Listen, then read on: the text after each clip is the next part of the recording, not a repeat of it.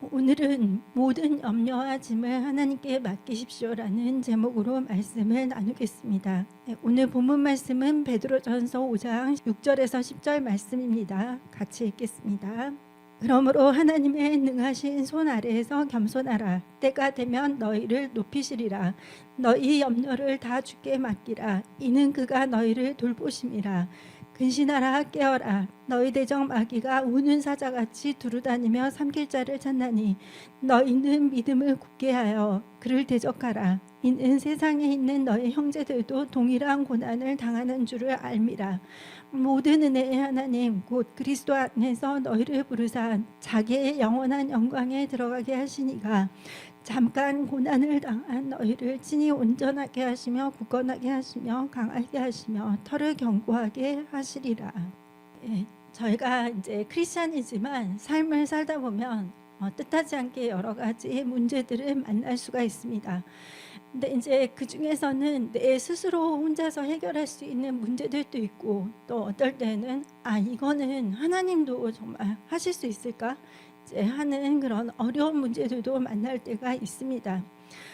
근데 이제 올해 이제 벌써 12월인데 올 한 해에 저들에게 하나님이 주신 은혜를 한번 잘 생각을 해보면 힘들고 어려운 순간들도 있었지만 항상 그 안에 하나님의 그 도우시는 손길이 그리고 은혜가 함께 있었음을 저희들이 알 수가 있습니다. 하지만 그렇게 하나님의 크신 은혜를 알면서도 또 문제를 만나면 저희들이 근심하고 또 염려하거나 또 나도 모르게 힘들어할 때가 있습니다. 하지만 하나님께서는 저희들이 그렇게 염려와 근심 속에서 살기를 원치 않으십니다. 예수님께서 이제 부활하신 후에 제자들에게 나타나셨을 때 제자들의 상태가 굉장히 안 좋았죠. 그들이 이제 두려움에 떨고 있었고, 그리고 사람들을 만나기를 꺼려했고, 그래서 굉장히 염려하고 근심하고 있었는데 예수님께서 나타나셔서 그들에게 하신 말씀은 너에게 평강이 있을지어다 이렇게 말씀을 하셨습니다. 근데 그때가 유대인들로부터 이 크리스찬들이 다 핍박을 받을 때였거든요. 부활하신 그 그리스도에 대한 말을 하는 것 자체가 정말 용납이 안 되었던 때였는데 그럼에도 불구하고 예수님께서는 제자들이 너희들에게 평강이 있을지어다 그래서 평강 가운데에서 지내기를 원하셨습니다. 그러면 우리는 어떻게 우리가 가진 이 염려와 짐들을 하나님께 맡길 수가 있을까요? 첫 번째는 먼저 우리는 하나님 앞에 겸손해야 합니다. 오늘 본문 말씀 베드로전서 5장 6절에 보니까 그러므로 하나님의 능하신 손 아래에서 겸손하라. 때가 되면 너희를 높이시리라고 하셨습니다. 이 겸손이 이제 여러 가지 형태로 저희들이 설명을 할 수가 있는데 하나님 앞에 저희를 낮추는 것이 겸손이죠. 그리고 나보다 다른 사람들을 더 좋게 여기는 것, 이것도 겸손입니다. 근데 또 하나님 관점에서 볼 때 우리가 우리의 연약함과 또 부족함을 인정하고 그리고 하나님의 전능하심을 인정하는 것이 겸손입니다. 그러니까 하나님이 전능하시고 그리고 무한한 그런 능력과 힘을 가지신 분이라는 것을 인정하는 사람에게는 그러한 하나님이 역사를 하시는 것이죠. 그래서 내 자신의 연약함 한계를 인정하고 하나님이 하나님 되심을 인정하는 것이 정말 중요합니다. 그런 믿음을 갖고 있을 때 하나님께서 역사를 하시기 때문입니다.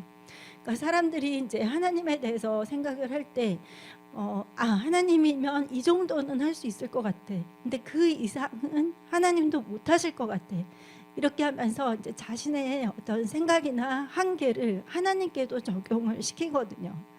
하지만 하나님은 전지전능하시죠. 그래서 겸손한 사람은 이제 스스로 해결자가 되는 것이 아니라 하나님의 전능함을 믿는 사람입니다. 그래서 하나님의 그 능하신 손 아래에서 엎드리는 것이죠. 겸손하게. 그런데 이제 또 그럴 때 사탄이 의심을 주죠. 이거는 하나님도 도와줄 수가 없어. 아니면 너 그렇게 하나님만 믿다가 만약에 하나님이 아무것도 안 해주시면 너 그때는 어떡할래? 이제 이런 의심을 줄 때가 있습니다. 하지만 이제 그런 거짓말에 저희들은 속아서는 안 되겠죠. 그리 아니하실지라도 하나님은 우리 인생의 삶에 가장 좋은 응답을 항상 주십니다. 그래서 우리는 우리가 생각하는 하나님, 그리고 사람들이 말하는 하나님이 아니라 성경 말씀에 기록된 그 전능하신 하나님을 믿어야 됩니다. 하나님은 정말 모든 만물의 창조자가 되시죠. 만물의 창조자가 되신 분이 그 만물을 치유하고 고치고 변화시키는 것은 정말 쉬울 수밖에 없겠죠. 그리고 하나님은 홍해를 가르시고 또 여리고성을 무너뜨리셨죠. 죽은 자도 살리셨고, 그래서 하나님께는 능치 못하심이 없습니다. 우리는 이 전능하신 하나님을 믿어야 되고, 그리고 하나님이 하나님 되심을 인정해야 됩니다. 그것이 하나님 앞에서 겸손한 사람들의 자세입니다. 그리고 이제 우리가 또 어떻게 우리 짐을 맡길 수 있는지, 두 번째는 모든 염려를 하나님께 맡겨야 됩니다. 저희가 베드로전서 5장 7절을 현대인의 성경으로 한번 보겠습니다. 여러분의 염려를 다 하나님께 맡기십시오. 하나님이 여러분을 보살피고 계십니다. 하나님께서 분명히 우리를 보살핀다고 하셨습니다. 그러면 염려를 하나님께 맡긴다는 것은 어떤 의미일까요? 바로 나에게 있는 짐을 기도로 하나님께 옮기는 것입니다. 그러니까 내가 가진 모든 문제들을, 그리고 기도 제목들을 그대로 하나님께 다 아뢰면 이제 그 문제들이 나에게 속한 것이 아니라 앞으로는 이제 하나님께 그것이 속한 것이 된다는 것이죠. 그래서 맡긴다는 것은 던져버린다, 이런 의미가 있습니다. 그래서 내가 가진 염려나 짐을 하나님께로 다 옮겨서 나는 어떠한 염려나 짐도 없이 하나님 안에서 자유하고, 그리고 기뻐하고 감사하는 그런 상태가 되어야 합니다. 근데 그렇다고 해서 그렇게 그냥 넉넉고 하나님께 다 맡기고 나는 아무것도 안 하고, 그런 의미는 절대 아니죠.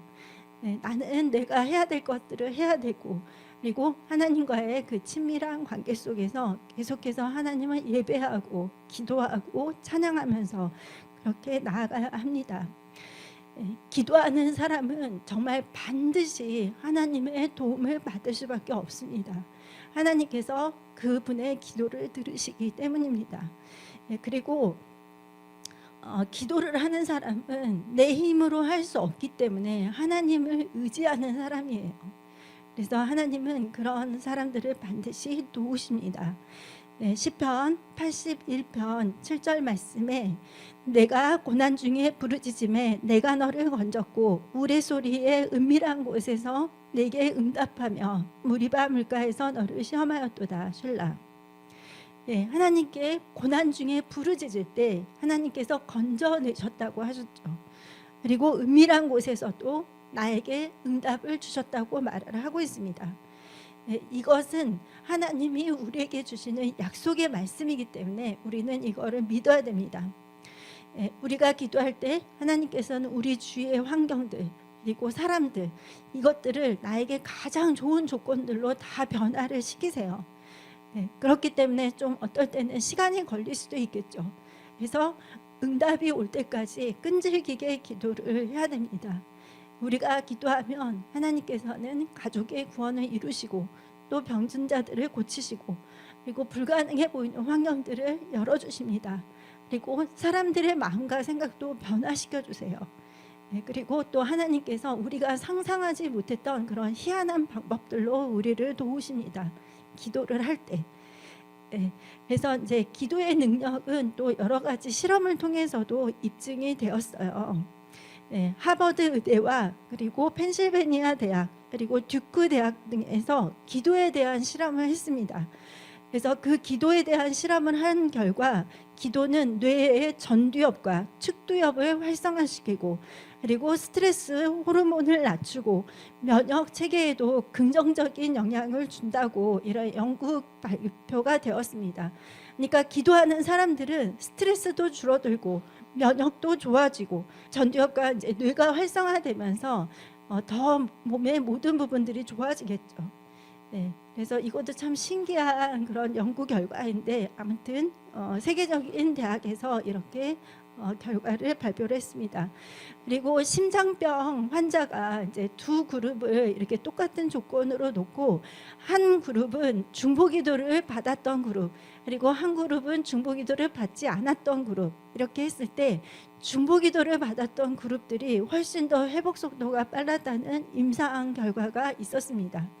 네, 그러니까 기도를 받은 병자들은 그렇지 않은 사람들보다도 훨씬 더 빨리 나을 수가 있다는 것이죠. 그래서 저희 교회도 보면은 그 몸이 아프신 분들 정말 저희가 기도하면은 다 치유가 되셨거든요. 네, 그래서 야고보서 5장 16절에 보니까 그러므로 너희 죄를 서로 고백하며 병이 낫기를 위하여 서로 기도하라. 의인의 간구는 역사하는 힘이 큼이라. 네, 우리가 하나님 앞에 죄인임을 고백하고 그리고 서로가 서로를 위해서 기도할 때 하나님께서 놀라운 치유 역사를 이루어 주십니다. 그래서 여러분 기도할 때 반드시 하나님께서 응답하시고 도우신다는 것을 신뢰하십시오. 네, 우리가 완벽하게 신뢰할 수 있는 분은 하나님 한 분밖에 없습니다. 근데 그 하나님께서 또 전능하시고 또 굉장히 신실하시고 또 우리를 사랑하시잖아요. 네, 그러니까 하나님보다 더 좋은 분은 없기 때문에 모든 것들을 하나님께 맡겨야 됩니다. 그렇게 하나님께 맡길 때 흔들리지 않고 굳건한 믿음을 지킬 수 있습니다. 시편 55편 22절 말씀을 같이 읽겠습니다. 내 짐을 여호와께 맡기라. 그가 너를 붙드시고 의인의 요동함을 영원히 허락하지 아니하시리로다. 짐을 하나님께 맡길 때 요동하지 않고 계속해서 견고하게 나아갈 수가 있습니다. 그리고 세 번째는 마귀는 우는 사자같이 삼킬 자를 찾기 때문에 항상 근신하고 깨어 있어서 마귀를 대적해야 됩니다. 네, 베드로전서 5장 8절 9절 오늘 본문 말씀에 보니까 근신하라 깨어라 너희 대적 마귀가 우는 사자같이 두루다니며 삼킬 자를 찾나니 너희는 믿음을 굳게 하여 그를 대적하라. 이는 세상에 있는 너희 형제들도 동일한 고난을 당하는 줄을 알미라. 예. 그래서 마귀는 정말 끈질기게 포기하지 않고 나름대로 믿음이 좋다는 사람들, 또 나름 기도한다는 사람들, 신앙 연륜이 있다는 사람들, 그리고 또 나는 직분이 높다, 이런 사람들 할 것 없이 누구든지 이렇게 삼킬 자를 찾으려고 이렇게 계속해서 허점들을 노리고 있습니다. 근데 사탄이 사람들에게 놓는 덫 중에 하나가 바로 이 염려와 근심입니다. 네, 누가복음 21장 34절에 보니까 너희는 스스로 조심하라. 그렇지 않으면 방탕함과 술 취함과 생활의 염려로 마음이 둔하여지고 뜻밖의 그날이 덫과 같이 너에게 임하리라. 네, 이 방탕함과 술 취함이 좋지 않다는 것은 우리가 다 알고 있죠. 네, 근데 예수님께서 이 방탕함과 술 취함과 함께 이 생활의 염려를 같은 선상에다가 이렇게 놓으셨어요. 그러니까 방탕함과 술 취함도 좋지 않지만 이 생활의 염려도 우리가 그것을 계속해서 염려를 붙들고 염려를 할수록 이제 그것이 우리의 신앙을 무너뜨리는 하나의 요인이 된다는 것입니다. 그래서 방탕함, 술 취함, 생활의 염려를 다 없애야 돼요. 네, 그냥 살다 보면은 사람들이 근심할 수도 있고 염려도 생기고 문제도 생기는 거지 하면서 이 염려를 합리화해서는 안 됩니다. 야고보 사도는 마귀와의 그 영적 전쟁에서 어떻게 싸워야 할지를 정확하게 가르쳐주고 있는데요. 야고보서 4장 7절 말씀을 같이 읽겠습니다. 그런즉 너희는 하나님께 복종할지어다. 마귀를 대적하라. 그리하면 너희를 피하리라. 네, 영적 전쟁에서 승리하기 위해서는 먼저 하나님께 복종해야 됩니다. 그러니까 이 복종에는 하나님 알겠습니다. 다 말씀을 듣겠습니다. 사람들을 용서하겠습니다. 앞으로는 기도하겠습니다. 이것도 되지만 하나님 이제는 더 이상 염려하지 않고 그 근심과 염려와 문제를 다 내려놓겠습니다. 하나님 제 마음을 주장해 주세요. 이렇게 하면서 그 염려까지도 하나님께 맡겨야 됩니다. 그것도 복종시켜야 할 생각들 중에 하나입니다. 그렇게 하고 나서 이제 예수의 이름으로 마귀를 대적을 하는 거예요. 그럴 때 마귀는 떠나가고 우리를 피해서 달아납니다. 네, 하나님께서는 우리가 염려와 근심을 가지고 살기를 원치 않으십니다. 항상 기뻐하고 쉬지 않고 기도하고 범사에 감사하는 삶을 원하시죠. 네, 그래서 우리가 그 말씀에 순종하면서 마귀를 대적할 때 마귀는 쫓겨나가고 또 우리는 강력한 승리를 거둘 수가 있습니다. 네, 그리고 네 번째는 고난은 우리를 온전하게 하고 굳건하게 하며 강하게 하고 털을 견고하게 하기 때문에 만약에 나의 삶에 이 고난이 왔다 하더라도 우리는 항상 감사해야 됩니다.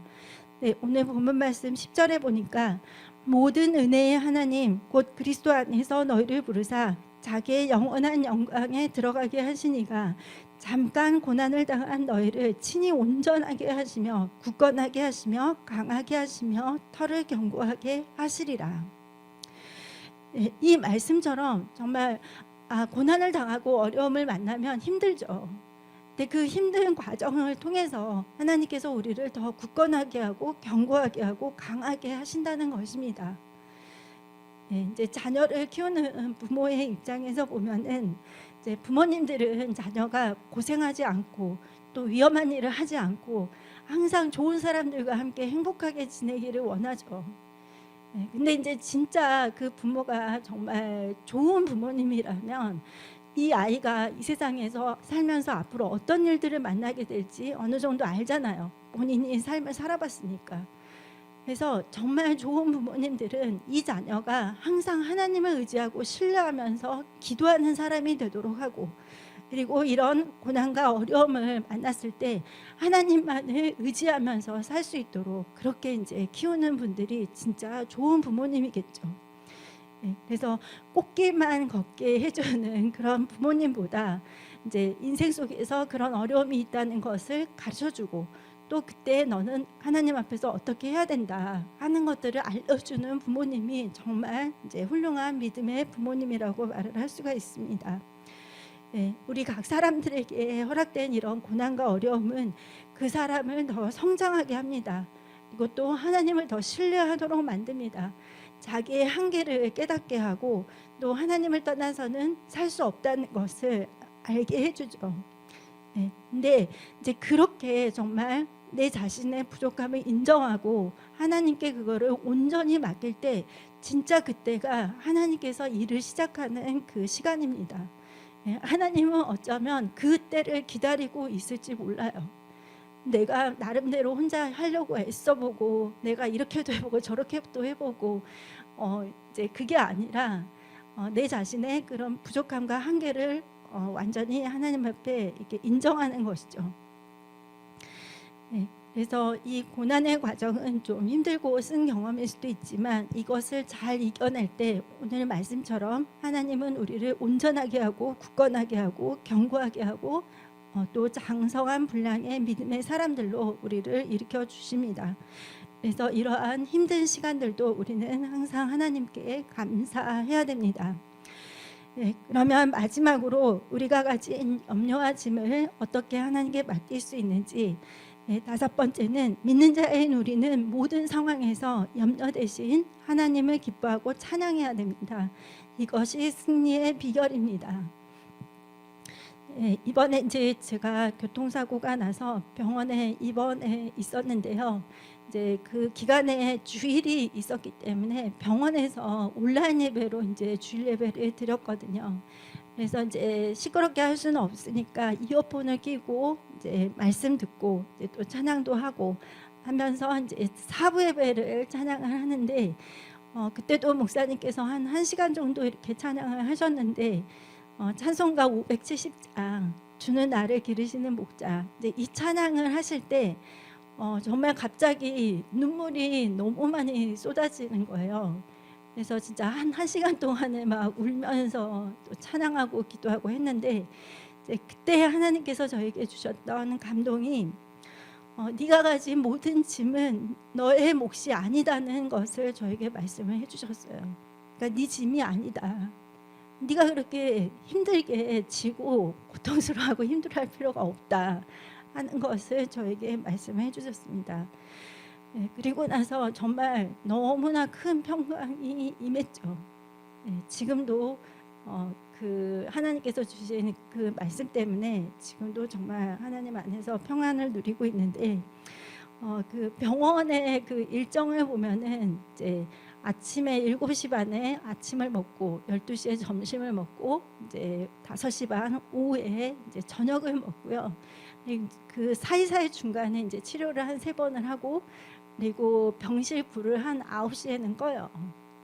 그러니까 병원에서는 진짜 할 수 있는 게 아침과 점심 때, 오후에는 이제 치료받고 밥 먹고 쉬고, 그리고 저녁에는 일찍 자고, 이제 이게 일과다 보니까 정말 그 일주일 동안에 하나님을 더 많이 생각을 하게 되더라고요. 그리고 내 자신도 이렇게 되돌아보게 되고, 그래서 제가 정말 깨달았던 것은, 하나님은 내가 스트레스, 염려, 근심을 가지고 살기를 절대 원치 않는다는 것입니다.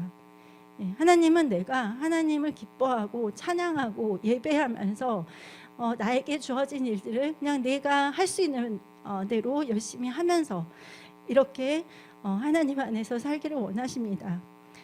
그래서 이제 11월 말에 교통사고가 나서 지금 아직 한 달이 되진 않았지만, 그 동안에 또 하나님께서 많은 응답들을 주셨거든요. 너무 감사하게.